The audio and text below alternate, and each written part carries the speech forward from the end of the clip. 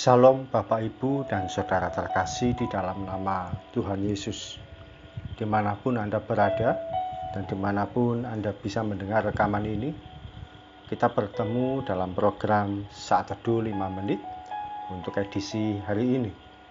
Sebagai dasar kebenaran firman Tuhan, saya bacakan dari Matius 6 ayat 33.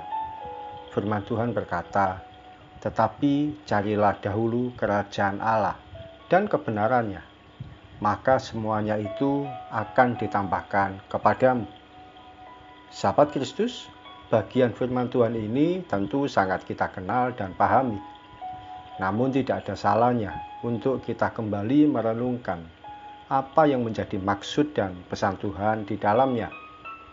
Kerajaan Allah dan kebenarannya tentu mengandung pengertian firman Tuhan dengan segala hal yang terdapat di dalamnya. Sesuatu yang bernilai kekal, ilahi, dan mengarah pada kerajaan sorga. Perhatikan, ada kata carilah dahulu. Dua kata sederhana ini mengajarkan pada kita untuk menempatkan Tuhan sebagai yang pertama dalam setiap aktivitas hidup kita. Sudahkah ketika memulai hari, kita berdoa lebih dulu? Sudahkah ketika akan berangkat aktivitas, kita menyerahkan pada Tuhan? Sebelum makan, apakah kita berdoa lebih dulu? Bahkan sudahkah kita membaca dan merenungkan firman Tuhan setiap hari sebelum melangkahkan kaki sepanjang hari itu? Sahabat Kristus, pengertian lain dari carilah dahulu yaitu ketika kita menghadapi pergumulan dan permasalahan hidup ini. Adakah kita menjadikan Tuhan sebagai sosok yang utama untuk mencari solusi? Jangan-jangan kita membuat Tuhan sebagai nomor kesekian setelah meminta pertolongan dari manusia mengalami kegagalan. Saat kita menghadapi masalah di rumah, di sekolah, di tempat kerja, dan di mana saja kita berada, hadapkan lebih dulu pada Tuhan. Bukankah Tuhan yang kita sembah dalam nama Yesus Kristus merupakan sumber dari segala solusi? Pertolongan manusia hanya sementara dan seringkali tidak menyelesaikan, namun membawa pada situasi yang makin rumit. Ketika badai hidup dan angin besar permasalahan melanda kita, lebih baik berhenti sejenak, tutup mata dan lipat tangan.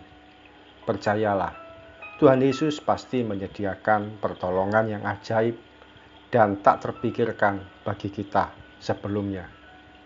Mari kita berdoa.